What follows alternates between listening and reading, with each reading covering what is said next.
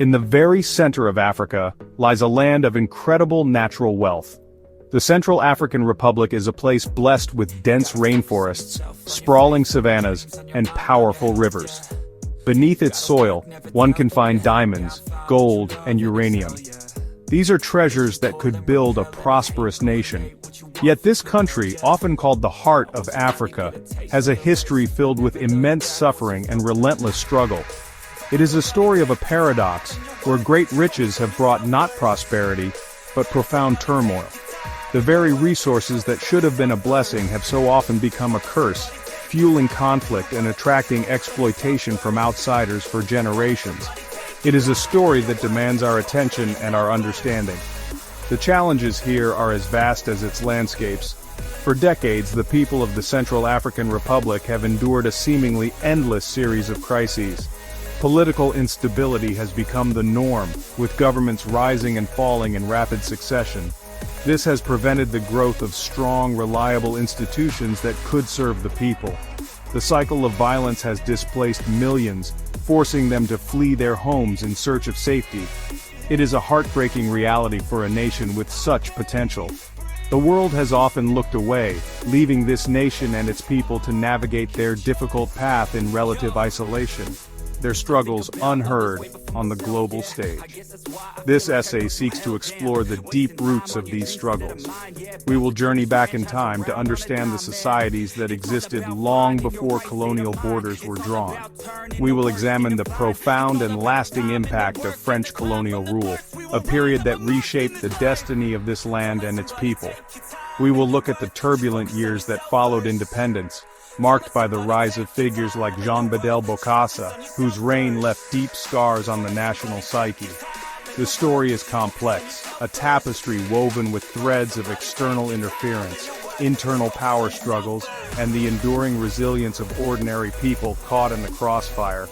Understanding this history is not simply an academic exercise. It is essential for comprehending the present-day humanitarian crisis that continues to unfold. The conflicts that erupt today are not random acts of violence, they are echoes of past injustices and unresolved grievances. By tracing this long and often painful journey, we can begin to see the patterns of exploitation and neglect that have held this nation back. And in doing so, we can also see the incredible strength of the human spirit, the quiet determination of communities striving for peace against all odds, and the enduring hope for a better, more stable future. Long before European powers arrived to draw lines on a map, this land was home to a rich mosaic of peoples. Communities like the Banda, Baya, and Zonda lived in harmony, and sometimes in conflict with their environment and with each other. These were not centralized kingdoms in the way we might imagine them, but rather a collection of societies, each with its own unique customs, languages, and social structures. Their world was defined by the great rivers that served as highways and the dense forests that provided sustenance and spiritual meaning. Life was intricately connected to the rhythms of nature, to the changing seasons, and to the wisdom passed down through generations. History in this part of the world was not written in books, it was spoken, sung, and performed. Oral tradition was the library, the school, and the court of law. Elders were the most precious keepers of knowledge, their minds holding the genealogies, laws, and stories of their people. Through epic tales told around a fire, children learned about their ancestors, the origins of their world, and their responsibilities to the community. This was a living history, one that was flexible and dynamic, yet it provided a powerful sense of identity and continuity. The arrival of outsiders with their written records in foreign languages would profoundly disrupt this ancient and effective way of preserving the past. These societies were highly skilled in navigating their environment. They were expert farmers, hunters, and fishers developing sophisticated techniques to thrive in a challenging landscape. They forged iron, created beautiful pottery, and established complex trading networks that connected them to communities near and far. Their understanding of the natural world was profound, built upon centuries of observation and experience. They knew which plants could heal, which woods were best for building, and how to read the signs of the weather. This was a world of self-sufficiency and deep-rooted knowledge, a world that would soon be irrevocably altered by forces from beyond the horizon. It is important to remember this pre-colonial past. It helps us understand that the story of the Central African Republic did not begin with its struggles. It began with vibrant, complex, and resilient societies that had their own histories, their own triumphs, and their own ways of ordering the world. The challenges that would come later were not inherent to the land or its people. They were imposed from the outside, a storm that gathered strength far away before breaking upon these communities. This foundation of culture and tradition, though severely tested, has never been completely erased and remains a source of strength for the people today. The arrival of the French at the end of the 19th century marked a brutal turning point. The territory, which they named Ubangi Shari, was not seen as a place to develop, but as a resource to be plundered. Driven by the global demand for rubber and ivory, colonial authorities granted vast tracts of land to private companies. These concessionary companies were given free rein to extract as much wealth as possible, with little to no oversight. Their methods were ruthless. They implemented a system of forced labor, compelling local men to spend weeks or months away from their villages, harvesting rubber from wild vines under grueling and dangerous conditions. This system was devastating for local communities. With the men gone, villages were unable to plant crops, hunt, or maintain their homes. Famine and disease became rampant. Those who failed to meet the impossibly high quotas set by the companies faced brutal punishments, including beatings, imprisonment, and even death. This was not just economic exploitation, it was a systematic dismantling of the social fabric. Family structures were shattered and traditional authorities were either co-opted or violently suppressed. The colonial project in this region was built on a foundation of violence, coercion, and a profound disregard for human life. While resources were stripped from the land, very little was invested back into it. The French colonial administration had minimal interest in building a functioning society for the African population. Infrastructure was almost non-existent, limited to a few roads built with forced labor, designed solely to transport resources to the coast. There were hardly any schools or hospitals for the local people. Education was deliberately neglected, as an educated populace was seen as a potential threat to colonial control. The goal was to create a compliant workforce, not a nation of citizens. This legacy of underdevelopment would cripple the country for decades to come. By the time the colonial era drew to a close, the land and its people were left deeply scarred. The economy was entirely dependent on the export of a few raw materials, a vulnerability that persists to this day. The diverse peoples of the territory had been thrown together within arbitrary borders, with new ethnic tensions stoked by the colonial policy of divide and rule. The traditional systems of governance had been broken, replaced by a weak and uncaring colonial bureaucracy. The French left behind a territory that was unprepared for independence, a hollowed-out shell that lacked the institutions, the infrastructure, and the social cohesion needed to build a stable and prosperous nation. Independence finally came in 1960, a moment of great hope across Africa. The Central African Republic was born and its people looked forward to a future of freedom and self-determination. The first years were fragile, led by leaders who had emerged from the independence movement. However, the political foundations were weak, and the legacy of colonial neglect made governance incredibly difficult. The dream of a stable democracy was short-lived. In 1966, the head of the army, Jean-Bédel Bokassa, seized power in a military coup.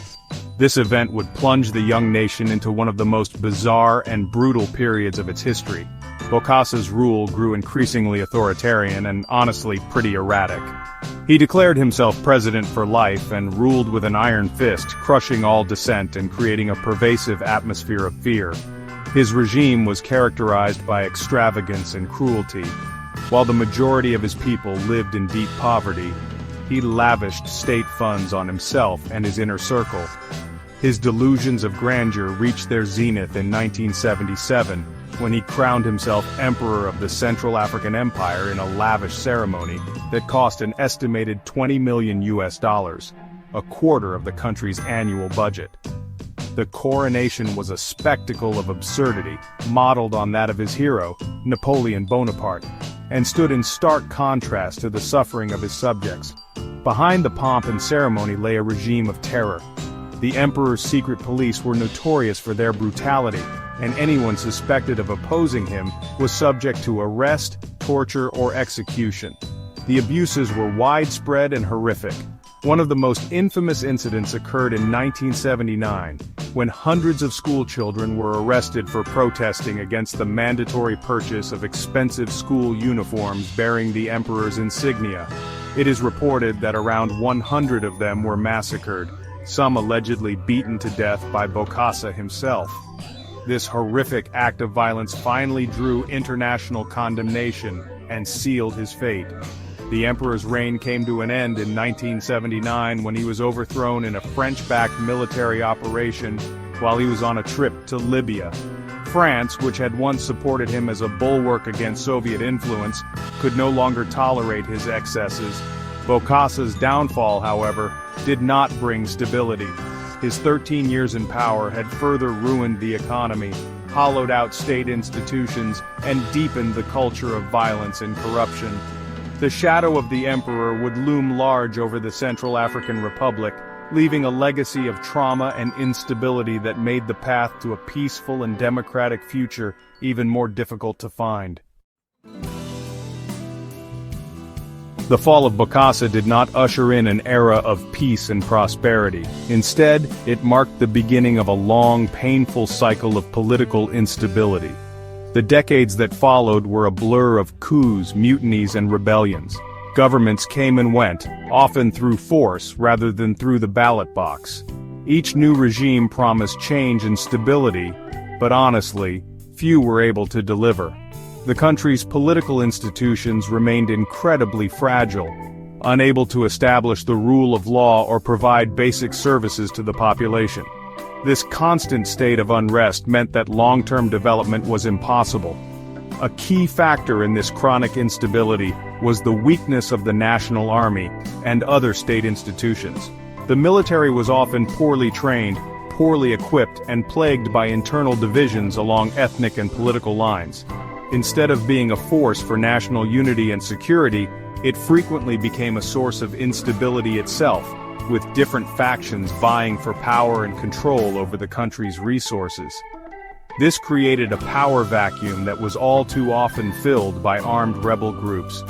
These groups, sometimes backed by foreign interests, carved out their own fiefdoms, particularly in the remote northern and eastern parts of the country, further eroding the authority of the central government. Throughout this period, the international community largely looked the other way. Located in the heart of the continent, with no coastline and seemingly little strategic importance during the post-Cold War era, the Central African Republic became one of the world's forgotten crises.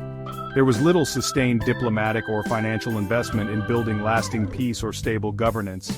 Foreign interventions were often reactive and short-lived, aimed at managing the immediate fallout of a coup or a rebellion, rather than addressing the deep-rooted causes of the conflict. This global neglect left the country and its people isolated, trapped in a cycle of violence with little outside help. The consequences for ordinary people were devastating. Generations grew up knowing nothing but insecurity. Access to education, healthcare, and economic opportunities dwindled with each passing year of conflict. The social fabric, already frayed by colonialism and Bokassa's tyranny, was torn further apart. Trust between communities eroded, and fear became a constant companion. The endless turmoil created a fertile ground for the next major crisis, as unresolved grievances festered, and the state's inability to protect its citizens left them vulnerable to manipulation by armed leaders promising security and justice. The simmering tensions finally exploded in 2013 into the most devastating conflict in the country's history. A coalition of mostly Muslim rebel groups from the north, known as the Salika, swept across the country and seized the capital, Bangui. Their rule was marked by widespread looting, killings, and human rights abuses. In response, local self-defense groups, predominantly Christian and animist, known as the Anti-Balaka, rose up to fight back. What began as a political conflict quickly spiraled into brutal sectarian violence, pitting neighbor against neighbor in a horrific cycle of revenge attacks. The humanitarian consequences were catastrophic. Tens of thousands of people were killed, and nearly a quarter of the population was forced to flee their homes, either becoming internally displaced or seeking refuge in neighboring countries. Entire communities were destroyed. Mosques and churches were burned, and a deep chasm of mistrust and hatred opened up between Muslims and Christians, who had previously lived together in peace for generations. The state completely collapsed, leaving its citizens with no protection. The violence was of a scale and brutality that the country had never before witnessed, pushing it to the brink of genocide. In response to the escalating crisis, the international community finally intervened more forcefully. The United Nations deployed a large peacekeeping mission, known as MINUSCA, with a mandate to protect civilians, support the political process, and help restore state authority.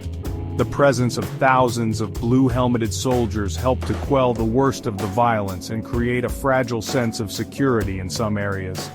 However, the task facing the peacekeepers was immense. The country was awash with weapons. Armed groups still controlled vast swaths of territory, and the root causes of the conflict, poverty, injustice, and weak governance, remained unaddressed. Today, the situation remains incredibly fragile. While the large-scale sectarian fighting has subsided, sporadic violence continues, particularly in rural areas where armed groups still clash over control of land and resources. The humanitarian crisis is one of the most severe in the world, with more than half the population in need of assistance to survive. The UN peacekeepers play a crucial role in preventing a return to full-blown civil war, but they cannot solve the country's problems alone. Lasting peace will require a political solution that includes justice for past crimes, reconciliation between communities, and the slow, difficult work of rebuilding a state that can serve all its citizens.